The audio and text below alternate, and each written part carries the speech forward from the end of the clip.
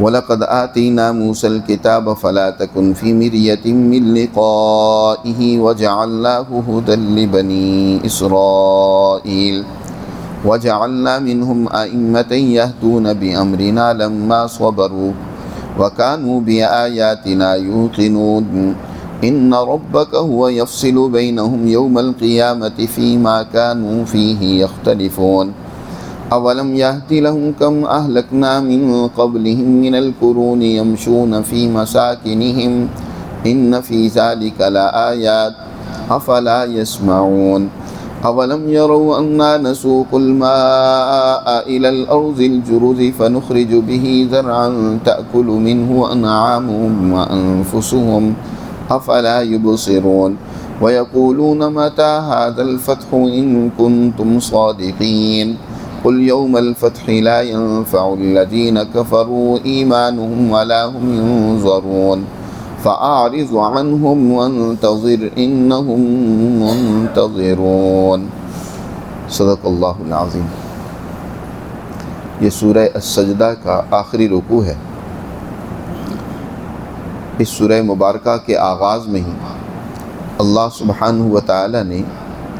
اس کلام مقدس کی حقانیت اور سچائی کو اور منزل من اللہ ہونے کو واضح کیا تھا، اور فرمایا تھا کہ یہ لوگ آپ کے اوپر اس کتاب کے نازل ہونے کے حوالے سے شک و شکوک و شبہات میں مبتلا ہیں، حالانکہ یہ کتاب اللہ نے نازل فرمائی ہے۔ تنزیل الکتاب لا ریب فیہ من رب العالمین، رب العالمین کی طرف سے ہونے میں اس میں کوئی شک کی گنجائش نہیں ہے۔ یہ لوگ کہتے ہیں کہ آپ صلی اللہ علیہ وسلم نے اس کتاب مقدس کو خود بنا لیا، خود گھڑ لیا۔ ایسی بات نہیں ہے، بلکہ یہ تمہارے رب کی طرف سے ایک سچا پیغام ہے، اور اس لیے آپ پر اتارا گیا ہے کہ لِتُنذِرَ قَوْمًا مَا أَتَاهُم مِّن نَذِيرٍ مِّن قَبْلِكَ لَعَلَّهُمْ يَهْتَدُونَ، کہ آپ ایک ایسی قوم کو ڈرائیں، سمجھائیں، ان کی رہنمائی کریں کہ جن کے پاس ایک بڑا عرصہ گزرا، طویل زمانہ گزر چکا ہے۔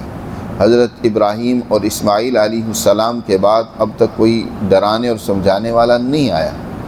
تاکہ یہ اس کتاب مقدس سے رہنمائی حاصل کر کے درست اور سیدھا راستہ پا لیں۔ اب اس آخری رکوع میں مزید ایک دلیل سے اس بات کو واضح کیا جا رہا ہے، نقلی دلیل دے کر، کہ نقلی دلیل اس کو کہتے ہیں جو پہلے انبیاء سے منقول ہو، نقل در نقل چلی آ رہی ہو، تو اس سے بھی یہ بات واضح ہوتی ہے کہ یہ محمد صلی اللہ علیہ وسلم یقیناً اللہ کے رسول ہیں، اور ان پر اتارے جانے والی یہ کتاب یہ اللہ کی کتاب ہے، انسانیت کے لیے ہدایت اور رہنمائی کا یہ بہت بڑا ذریعہ ہے۔ فرمایا دیکھو تم سب مانتے ہو، مکہ کے مشرکین، قریشی اور دنیا بھر میں جو بھی ذرا تاریخ سے مناسبت رکھتے تھے، تاریخی واقعات ان کے سامنے کچھ موجود تھے، وہ موسیٰ علیہ السلام کی نبوت و رسالت کے قائل تھے، اور ان کو ایک کتاب دی گئی تھی کہ جسے کتاب تورات کہا جاتا ہے۔ یہودی تو مانتے ہی ہیں، دیگر مذاہب والے بھی موسیٰ علیہ السلام کے نبی ہونے کو تسلیم کرتے تھے، اور ان کی طرف جو کتاب نازل ہوئی اس کو تسلیم کرتے تھے۔ تو فرمایا کہ اے پیغمبر، یقیناً ہم نے موسیٰ کو بھی الکتاب، ایک قانون اس دور کے اعتبار سے دیا تھا، ایک ضابطہ حیات دیا تھا کہ اس کے مطابق زندگی گزارو، جیسے کہ ہم نے آپ کو بھی اس سے زیادہ جامع اور کامل اور مکمل انسانیت کے لیے ایک نظام زندگی دیا ہے کہ وہ اپنی زندگی کو اس کے مطابق درست کریں۔ آپ کو اس حوالے سے کسی قسم کے شکوک و شبہات میں مبتلا ہونے کی ضرورت نہیں ہے۔ پراپوگنڈا کرنے والے چاہے کتنا پراپوگنڈا کریں، شکوک و شبہات پیدا کریں کہ یہ اللہ کی کتاب نہیں ہے، اللہ کے رسول نہیں، لیکن آپ کو یا اے مخاطب سننے والے، تجھے کسی قسم کا کوئی شک کرنے کی گنجائش تیرے لیے نہیں ہے، اجازت نہیں ہے۔ ہم نے موسیٰ کو بھی وَلَقَدْ آتَيْنَا مُوسَى الْكِتَابَ، اور ہم نے موسیٰ کو بھی الکتاب الکتاب وہ ایک جامع ضابطہ حیات جو زندگی کے ہر شعبے اور پہلو میں رہنمائی دیتا ہو، وہ ہم نے انہیں بھی دی تھی۔ فلا تکن فی مریۃ من لقائہ، اس کے حضرت موسیٰ علیہ السلام کو ملنے میں آپ کو کسی قسم کا شک کرنے کی کوئی گنجائش کی ضرورت نہیں ہے، آپ شک نہ کریں۔ وَجَعَلْنَاهُ هُدًى لِبَنِي اسرائیل، اور ہم نے موسیٰ علیہ السلام کو بنی اسرائیل کی ہدایت اور رہنمائی کے لیے انہیں امام بنایا، پیغمبر بنایا۔ اور جب موسیٰ علیہ السلام دنیا سے چلے گئے تو پھر ان کے بعد ان کے جانشین علماء، ان کے جانشین اس وقت کے سچے ہادی اور رہنما، وہ اس کام کو سر انجام دیتے رہے۔ موسیٰ علیہ السلام نے اپنی قوم کو مصر سے آزادی دلائی، لیکن ابھی غلامی کے ان پر جو گہرے اثرات تھے ان کے دور کرنے کے لیے، ان کی اخلاقی تعلیم و تربیت کے لیے ان کو وادی سینا کے اندر، بلکہ میدان تیہ کے اندر ان کو 40 سال تک حضرت موسیٰ علیہ السلام کی نگرانی میں رکھا گیا۔ پھر جا کر جب ان کی کچھ تربیت ہوئی، اصلاح ہوئی، تو اگلے دور میں نئی آنے والی نسل، اس کے اندر اس بات کی صلاحیت اور استعداد پیدا ہوئی کہ وہ اپنے ملک کو، کنعان کو، سرزمین فلسطین کو وہ دشمن قوم سے آزاد کرائیں۔ چنانچہ حضرت موسیٰ علیہ السلام کے بعد ان کے جو جانشین حضرت یوشع بن نون تھے، ان کی قیادت میں بنی اسرائیل نے پھر فلسطین کو آزاد کرایا تھا۔ تو اسی کو یہاں بیان فرمایا کہ وَجَعَلْنَا مِنْهُمْ أَئِمَّةً، کہ ہم نے ان میں سے ایسے امام بنائے، ایسے رہنما پیدا کیے، علماء پیدا کیے، یہدون بِأَمْرِنَا، جو ہمارے حکم سے کیا کرتے تھے؟ انسانیت کی رہنمائی کرتے تھے۔ لیکن یہ امامت کا، رہنمائی کا منصب اس وقت انسان کو حاصل ہوتا ہے جب اس کے اندر صبر و استقامت کی صلاحیت پیدا ہو جائے۔ یہ کام کوئی آسان نہیں ہوتا، بڑی مشکلات کا سامنا کرنا پڑتا ہے، بہت مخالفت ہوتی ہے، دشمنوں کی طرف سے بڑی یلغار ہوتی ہے، طرح طرح کی اپنوں کی طرف سے طرح طرح کی اذیتیں پہنچتی ہیں، لیکن جو لوگ صبر سے، استقامت سے کام کرتے رہتے ہیں تو وہ اس منصب کے اہل ہوتے ہیں۔ جو ہمارے احکامات اور ہمارے قوانین پر یقین رکھتے ہیں تو پھر ہم ان کو امام بناتے ہیں انسانیت کا۔ تو ہم نے ان میں سے ایسے ائمہ بنائے، یہدون بامرنا، جو ہمارے حکم سے انسانیت کی رہنمائی کرتے تھے، لما صبروا، جب انہوں نے صبر و استقامت سے کام لیا اور وہ ہماری آیتوں پر یقین رکھتے تھے۔ ان ربک هو یفصل بینہم یوم القیامہ، پھر اس کے بعد کیا ہوا؟ جب ایسے ائمہ صبر و استقامت والے اور یقین والے دنیا سے آہستہ آہستہ رخصت ہو گئے، پھر مفاد پرست رہنما بن گئے،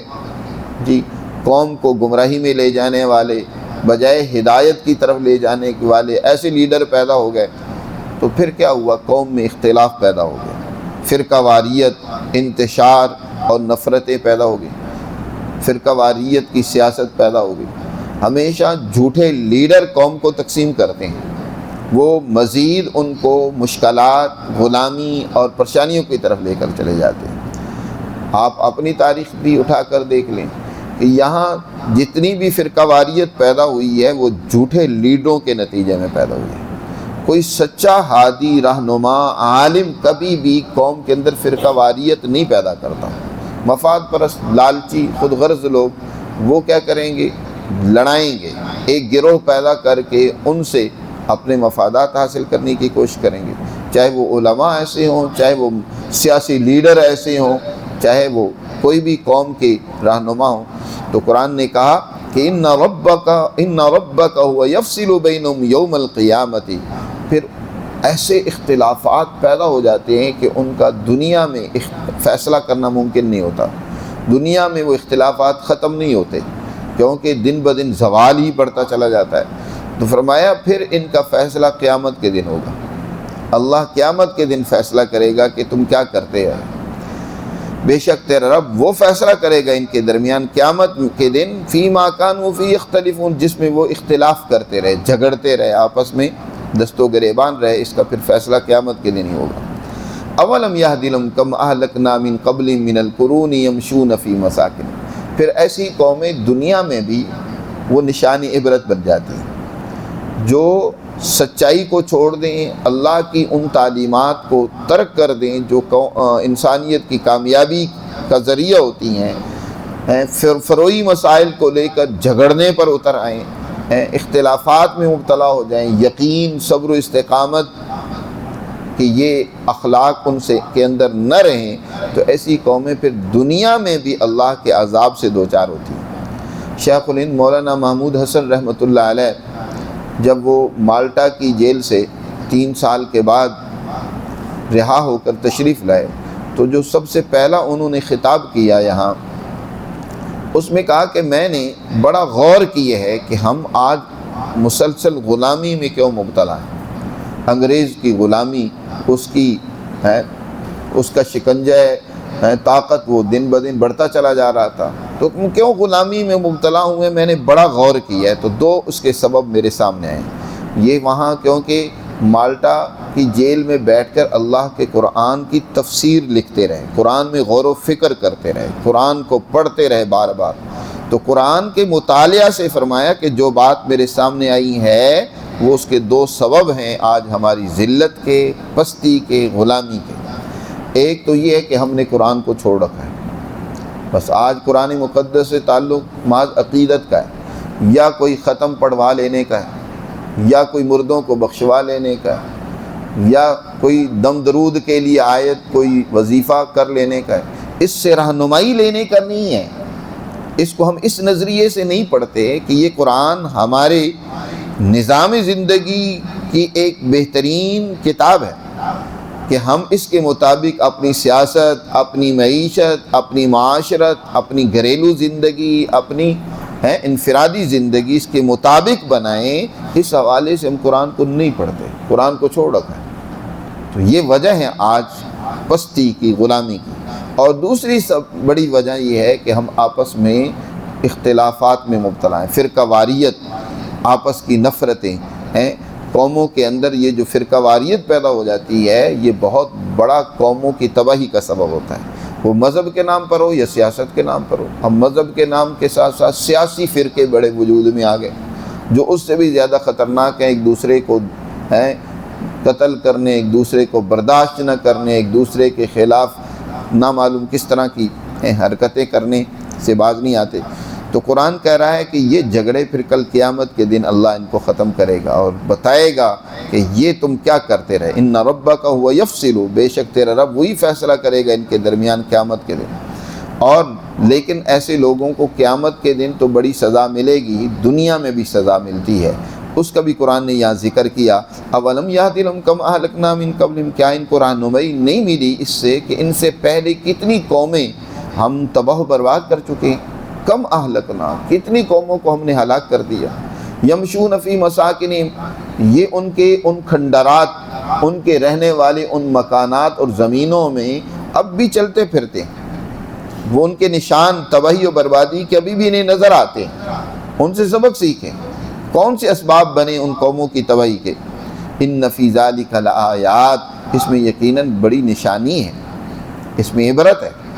افلا یسمعون، لیکن کیا یہ سنتے نہیں ہیں، غور نہیں کرتے؟ اولم یروا انا نسوق الماء الى الارض الجرز فنخرج به زرعا تاکل منه انعامهم وانفسهم افلا یبصرون۔ اللہ کا ہمیشہ سے ایک قانون ہے، وہ بقا اس کو دیتا ہے جو انسانیت کے لیے انفع اور اصلاح ہوتی ہے۔ یعنی اللہ کا قانون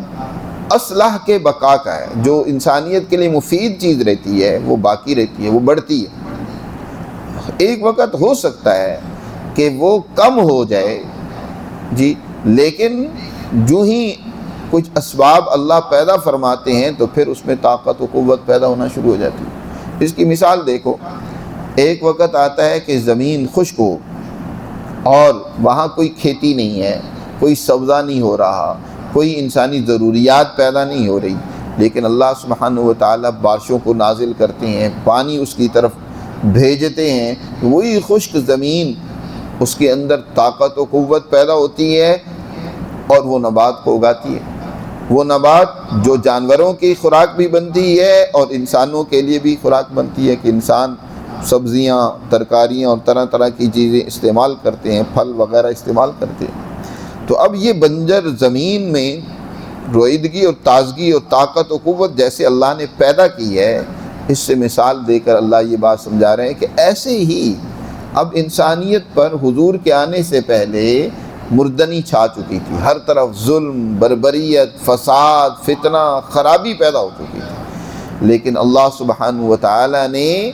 اب اپنے نبی صلی اللہ علیہ وسلم اور اس کتاب ہدایت کے ذریعے سے اس خشک اور بنجر زمین میں تازگی اور روئیدگی پیدا کرنا شروع کر دی ہے۔ اب وہ ایک جماعت حضور صلی اللہ علیہ وسلم کی ان تعلیمات سے رہنمائی لے کر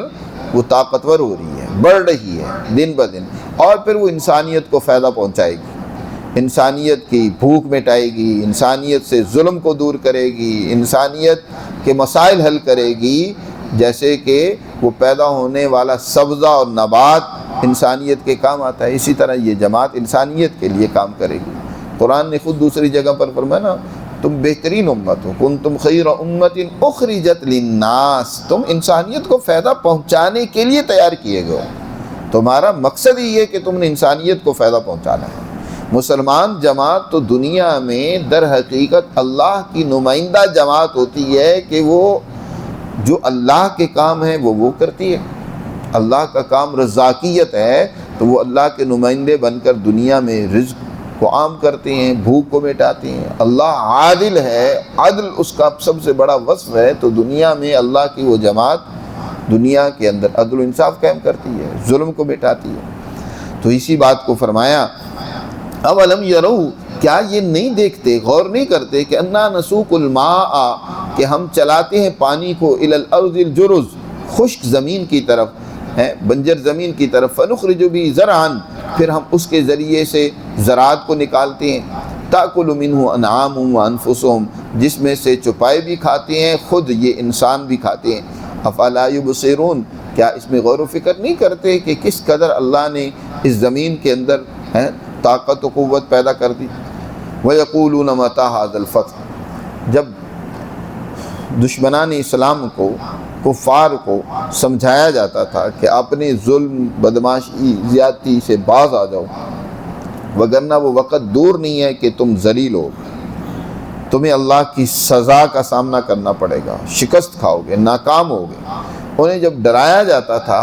حضور صلی اللہ علیہ وسلم تنبیہ کرتے تھے، تو وہ کہتے تھے وہ دن کب آنا ہے جب یہ مسلمان جماعت کامیاب ہوگی، اس کو فتح ہوگی اور ہم شکست کھائیں گے۔ ابھی تو تمہارا حال یہ ہے کہ تم چھپ کر اپنی عبادتیں کرتے ہو، تم کھلے عام آ نہیں سکتے، بات کر نہیں سکتے، اپنا پیغام کسی کو سنا نہیں سکتے، ہم سے ڈرتے ہو۔ کتنے تمہارے لوگ ہیں جو اس مکہ کی زمین کو چھوڑ کر کوئی حبشہ چلا گیا، کوئی مکہ چلا گیا، وہ بچتا چھپتا پھرتا ہے، اور تم کہتے ہو کہ تمہیں فتح ہوگی۔ اللہ سبحانہ و تعالیٰ نے فرمایا وَيَقُولُونَ، یہ کہتے مَتَىٰ هَٰذَا الْفَتْحُ، یہ فتح کب ہوگی، ان کنتم صادقین، اگر تم واقعی سچے ہو تو بتاؤ کب فتح ہوگی تمہیں۔ قل، اے پیغمبر فرما دیجئے، یوم الفتح لا ينفع الذین کفروا ایمانہم ولا هم ینظرون، وہ جو فتح کا دن ہوگا جب آئے گا تو اس دن کافروں کو ایمان لانا مفید نہیں ہوگا ان کے لیے، اس دن بات کو ماننے کا کوئی فائدہ نہیں ہوگا۔ آج مان لیں تو بات بن جائے گی، جس دن اللہ کی طرف سے فیصلہ آنے کا وقت ہوتا ہے، فیصلہ آتا ہے، تو پھر ایمان لانے کا کوئی اعتبار نہیں ہوتا، اور نہ ہی پھر مہلت ملتی ہے، دنیا میں بھی اور اسی طرح آخرت میں بھی، کل قیامت کے دن بھی، یا موت کا وقت جب انسان کے سر پر منڈلانے لگے، موت آ جائے، اس وقت وہ ایمان لے آئے، کہے جی میں اب ایمان لاتا ہوں، مانتا ہوں، جیسے کہ نمرود بھی، اور اس طرح بلکہ فرعون کا قرآن نے خاص طور پر ذکر کیا ہے کہ فرعون جب غرق ہونے لگا نا تو اس وقت کہنے لگا آمنت برب موسیٰ و ہارون، میں موسیٰ اور ہارون کے رب پر ایمان لے آیا۔ تو فرشتوں نے کہا الآن، اب ایمان لاتا ہے، وقد عصیت قبل، اس سے پہلے تو بڑا ظالم اور درندہ تھا۔ جب اللہ کی پکڑ آتی ہے نا، دنیا میں اللہ کی پکڑ کا وقت آ جائے یا آخرت میں اللہ کی جب گرفت ہوگی اور فیصلہ ہوگا، تو اس فیصلے کے وقت پھر ماننا کوئی اعتبار نہیں رکھتا ہے. جب پکڑنے لگے تو پھر کہیے اب میں مانتا ہوں، نہیں، اس سے پہلے مانو تو پھر بات بن جائے گی، وگرنہ نہیں. وَلَمْ يُنذَرُونَ فَأَعْرِضْ عَنْهُمْ، اے پیغمبر فی الحال آپ ان سے اعراض کریں، آپ اپنی تیاری میں لگے رہیں. وہ فتح کا دن، وہ وقت ضرور آئے گا. اور وہ بدر کے دن آیا. بدر کا وہ دن تھا جس کو یوم الفرقان کہتے ہیں، وہ فیصلے کا دن جس دن ان کافروں کو بری طرح شکست ہوئی، ان کے یہ سردار مارے گئے. حضور صلی اللہ علیہ وسلم نے ان کو بدر کے کنویں میں پھینکوایا اور ان کو مخاطب کیا اور کہا اے ابو جہل، اے فلاں اے فلاں اے فلاں، کیا تم نے اللہ کے اس وعدے کو سچا پایا یا نہیں پایا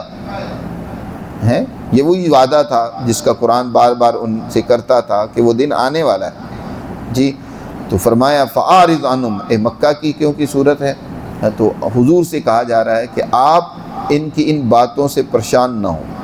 آپ اعراض کریں، اپنا کام کرتے رہیں. وَانْتَظِرْ، آپ اللہ کی مدد، نصرت، تائید کا انتظار کرتے رہیں اور اپنی تیاری کرتے رہیں. اِنَّهُمْ مُنْتَظِرُونَ، یہ بھی منتظر ہیں، یہ بھی انتظار کر رہے ہیں آپ کی تباہی کا. وہ بھی کہتے تھے کہ یہ بس حالات زمانہ ان کو ختم کر دے گا، یہ تو اتنے چند لوگ ہیں، کیا بنے گا ان کا، کچھ بھی نہیں، انہوں نے تو بس ایسے ہی فنا ہو جانا ہے، ختم ہو جانا ہے. یہ بھی آپ کی علیاذ باللہ تباہی کے منتظر ہیں، لیکن آپ بھی انتظار کریں اللہ کی تائید و نصرت کی. دیکھتے ہیں پھر وہ وقت جب آتا ہے تو کون کامیاب ہوتا ہے اور کون ناکام ہوتا ہے، کون شکست کھاتا ہے اور کون فتح سے دوچار ہوتا ہے، کس کو اللہ کی تائید و نصرت حاصل ہوتی ہے اور کس کو اللہ کی طرف سے صدا ملتی ہے. ابھی آپ اپنا کام کرتے رہیں، اللہ کی تعلیمات وہ ہر مخلص، ہر سنجیدہ انسان تک پہنچاتے رہیں اور خود اس پر عمل کرتے رہیں. تو اس طریقے سے اس سورہ مبارکہ میں آغاز سے لے کر اختتام تک ایک جو بنیادی بات کہ یہ کلام مقدس اللہ کی طرف سے نو انسانیت کی ہدایت اور رہنمائی کے لیے اتاری گئی ہے. جو لوگ اللہ کی اس ہدایت اور رہنمائی کو نہیں تسلیم کرتے، الٹا مقابلہ کرتے ہیں، مزاحمت کرتے ہیں، تو ان کو آپ خبردار کر دیں کہ ان کی شکست، ناکامی، ذلت اور رسوائی کا وقت پھر دور نہیں ہے. یقیناً وہ ذلیل ہوں گے، رسوا ہوں گے اور اللہ کی گرفت میں آئیں گے. تمہارے سامنے مثالیں گزشتہ قوموں کی موجود ہیں، ان کے نشانات، ان کے کھنڈرات، رہائشوں کے مکانوں کے اب بھی موجود ہیں. ان سے عبرت حاصل کریں، سبق سیکھیں، نہیں تو پھر وہ یقیناً اللہ کی طرف سے سزا کا وقت تو مقرر ہے جس کا سامنا انہیں کرنا پڑے گا. اللہ ہمیں سمجھ نصیب فرمائے اور اپنی تعلیمات پر عمل کی توفیق.